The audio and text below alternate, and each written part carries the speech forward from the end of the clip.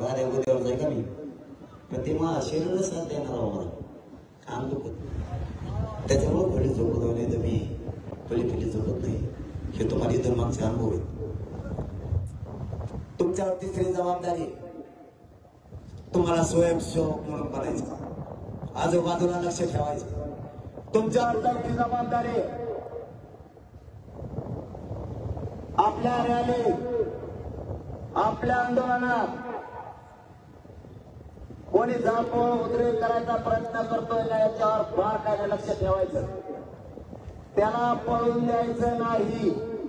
परत म्हणायचं काम नको करून पळून गेला जागेवर सगळ्यांना धरायचा त्याला बोट लावायचं नाही पोलिसांच्या गाडीत घुसलून टाकायचा.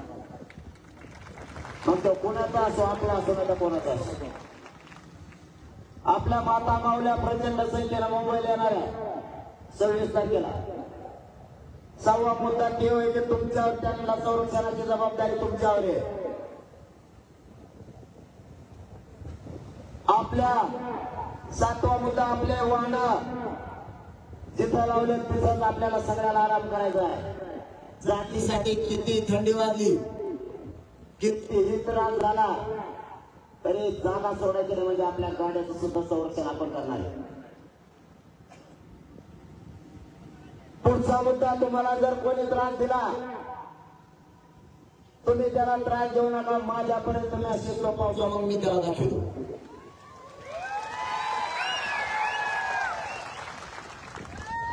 सरकारकडून काही तुमच्यावरती दडपण आणण्याचा प्रयत्न केला तर त्याला उत्तर तुम्ही देऊ नका.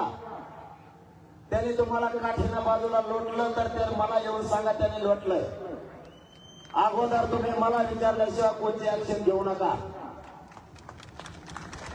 त्याच्यानंतरचा मुद्दा विघ्न संतोषी आजूबाजूला दिसतेत का आपल्या नावाखाली त्याचं काही राजकारण साधायचा प्रयत्न करतोय का याच्यावर लक्ष ठेवा. इथं आपल्या लेकराच्या हितासाठी आपण आलोय तेव्हा त्याच्या राजकीय पोळी भागवण्यासाठी येऊन काही कार्य लावण्याचा प्रयत्न करत असला तर तो कोणताही किती मोठा असो मला त्याचं नाव सांगा मी त्याला पोलिसाच्या गाडी बसून टाकतो. आपल्याला सगळ्या बाजूनं शांततेत सावध राहायचं. मला मराठा समाजाने शब्द दिलाय मराठा समाज कधीच बदलणार नाही याची मला खात्री. मुंबईत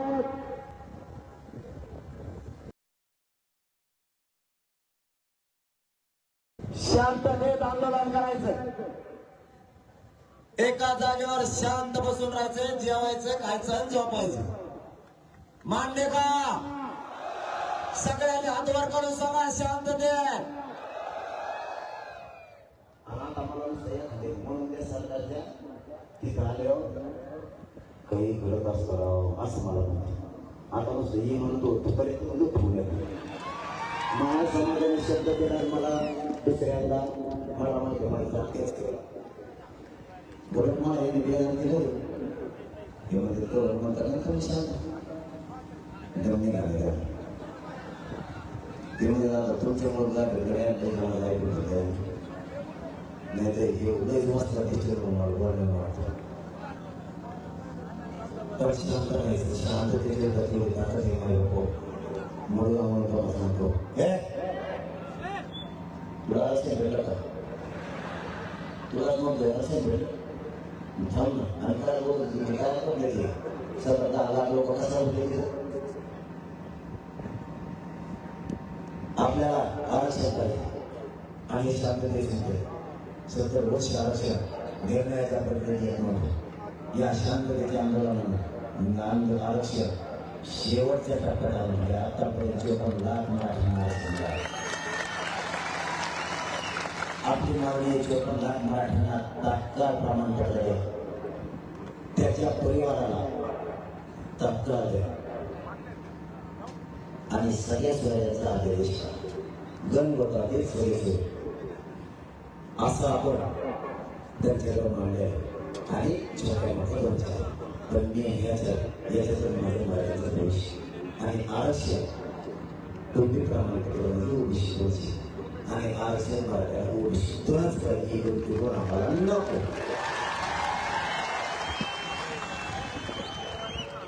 त्यामुळे हे शांततेत आंदोलन करायचं पुऱ्या भारत देशाला आणि जगाला बघितलं पाहिजे. मराठी एक अशी जात आहे ज्या वेळेस लढली त्यावेळेस इतिहास घडवला आणि आता हे दुसऱ्यांदा मराठा समाज करोडाच्या संख्येनं मुंबईत एकत्र आला, शांततेत आला आणि शांततेत आरक्षण घेऊन वापस गेला. हा दुसरा इतिहास घडला पाहिजे. तुम्हाला कसंही आंदोलन केलं तरी तुम्हाला आरक्षण पाहिजे. काय गाडी जळली, गाडी गाडी जळली, गाडी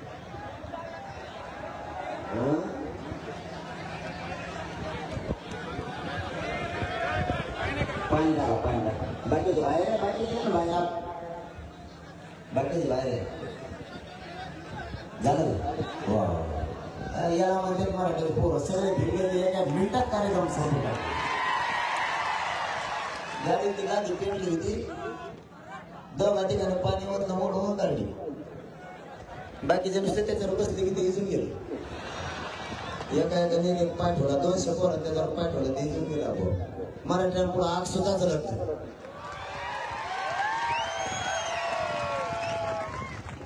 इथून पाठीमागं लढाईचा इतिहास झाला. आता शांततेचा इतिहास मराठी एकदा घडू लागा आणि तो घडवायचा आपल्याला.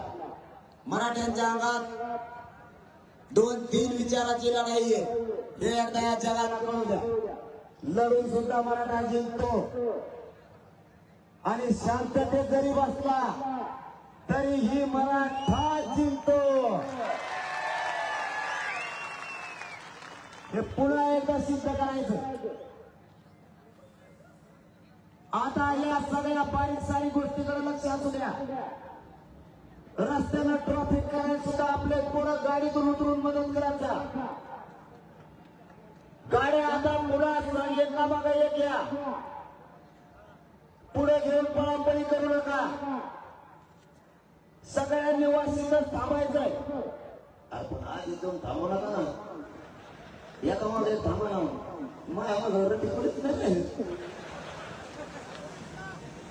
आपण इकडं गेलो तर पुढं तसं माझा नाही म्हणत मी. गाड्या तुम्ही तर हलत तर मला पक्क नाही. आणि मी बिंदा म्हणून असं आहे, मी तुम्हाला सोडित नाही मरुस्तर आलो. आणि कोण कोण मराठ्याच्या वाटा जातोय ते बी मला इथून पुढं बघायचंय. त्याच्यात धमकच नाही राहिले पाहिजे मराठ्याच्या विरोधात जायचे.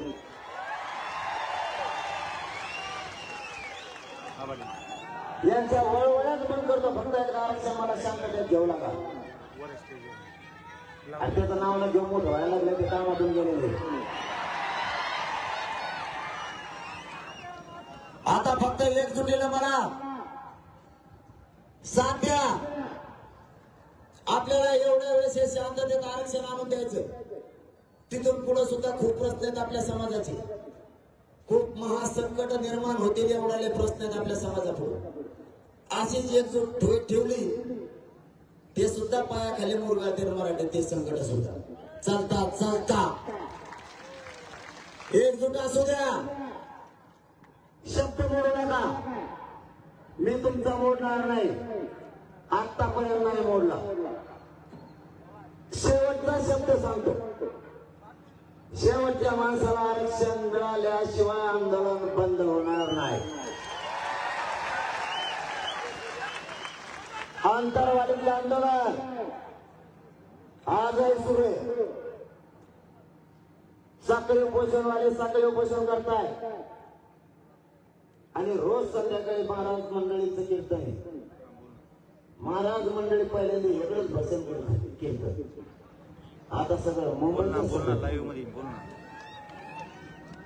ते बी डायरेक्ट महाराज मंडळीला माझी विनंती या लोणावळा या मावळ प्रांतात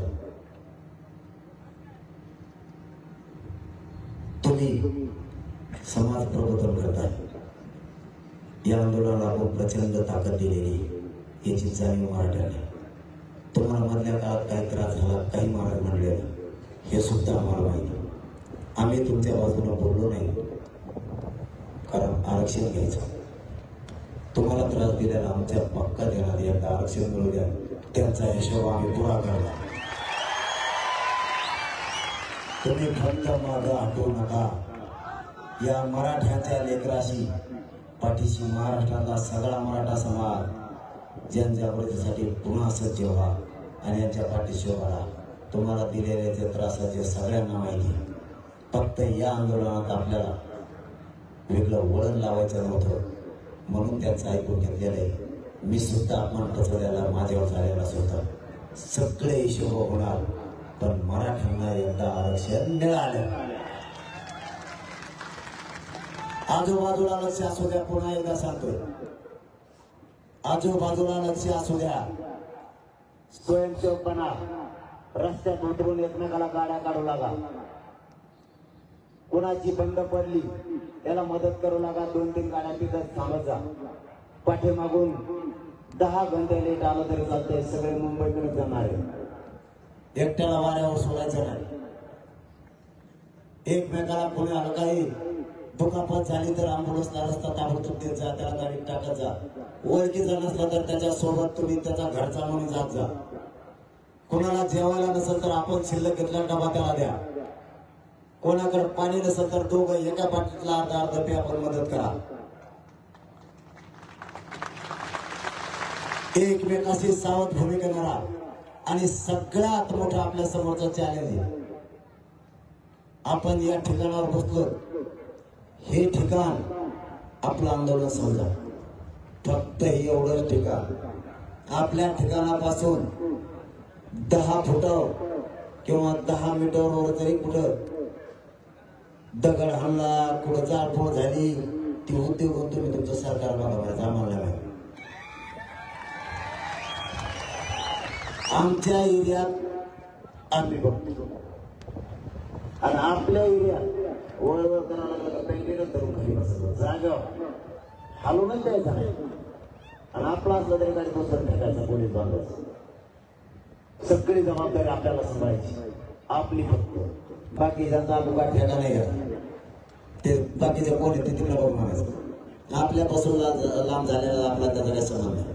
त्याच्यावर कारवाई करा, नाही त्याला उलट लटका, नाही तर त्याला तिकडे कुठे एखाद्या तुम्ही सोडून द्या. लोक 3 घंटे दिसत. प्रश्न आमचा आमच्या एरियात होता. जिथं आमचे आंदोलन बसलेले तेवढाच. मग आमचं आंदोलन गाडी कशी बसलेला ते गाडीचे पोहतात. त्याच्या पलीकडच्या गाडीच्या दुसऱ्या गाडीचा आमचा त्याचा काय संबंध. इतके जागरूक राहा. कुठं काय वाटलं परत जाऊन पोलिसांना सांगा. पोलीस बांधवांना सांगा की या ठिकाणी असं व्हायला तुम्ही बघा. आपली जबाबदारी संपली. आणि आता सगळ्यांनी शांततेत एकामागे गाड्या लावायच्या. शांततेत. आता म्हणजे 1 घंट्यापूर्वी मी उठायच्या आधी सरकारचं सिस्टम झालं. चर्चा 2 एक नाही. जुनं नवं गेलं मग पहिल्या तारखेला त्याचं मग जुळत नाही. आता जुन आहे ते आलं. तुम्हाला एवढंच सांगायला आलं फक्त इथपर्यंत. जेवायला वाढलं होतं सगळ्यांना माहिती. मीडियाच्या बांधवाला सुद्धा माहिती. ते सुद्धा आत होतं. म्हणलं मी अगोदर माझ्या समाजाला सांगून येतो. सिस्टम चर्चा करतो. तो गाड्याच्या थोडं मुंबईकडे करू. त्यांचं आपलं पडलं आणि पुढं आपल्याला मुंबईत गेलं तरी आरक्षण पाहिजे, इथं दिलं तरी आरक्षण पाहिजे, त्यांनी बीडला दिलं तरी पाहिजे, देवळात दिलं तरी पाहिजे, त्यांनी संभाजीनगरला दिलं तरी पाहिजे, त्यांनी लोणावळ्यात देऊ दे, पनवेलमध्ये देऊ दे, वाशीत देऊ दे, कुठं दे. तुम्हाला पुढा उभारून देतो तरी पाहिजे. कुठं राहायचं आम्हाला पाहिजे आरक्षण. आता ते काय म्हणते ते मी ऐकलं. मी आता त्यांच्याशी चर्चा करतो. तवर तुम्ही सगळ्या गाड्याच्या तोंड मुंबईकडे करून ठेवले. तवर मी चर्चा करतो. भाकर मी खातो, तुम्ही भाकरी खा. मुंबई जवळ आली. इथून मला दिसत आता ती. आता आपण गेल्या तर जमा तिच्यात आपले मायबाप आणखी मागून यायचे.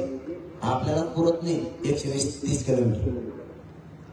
इतके उभं राहायला जागा पुरत नाही आपल्याला. इतके मागून निघाले जातात. त्यांची चर्चा काय, त्यांनी काय मसुदा आणलाय, त्याच्यात माझ्या मराठ्यांचा हित काय, आरक्षणाचा त्याच्यामध्ये विषय काय, आपली मागणी कोणती, त्यांनी काय आणलंय हे सगळं बघतो. चर्चा करतो. तवर तुम्ही जेवण करा. गाड्या एका लाईनीत लावून मुंबईकडे तोंड करूनच ठेवा. आणि त्यांच्याशी काय चर्चा झाली पुन्हा एकदा तुमच्या समोर आणि मीडियाच्या बांधवासमोर महाराष्ट्रातल्या मराठा समाजाला सांगतो, तुम्हाला विचारल्याशिवाय कोणताच निर्णय होणार नाही. त्यामुळे इकडे कुणी काही अफवा सोडली, गैरसमज सोडला, त्याला माहित तो घरी जाय मागे.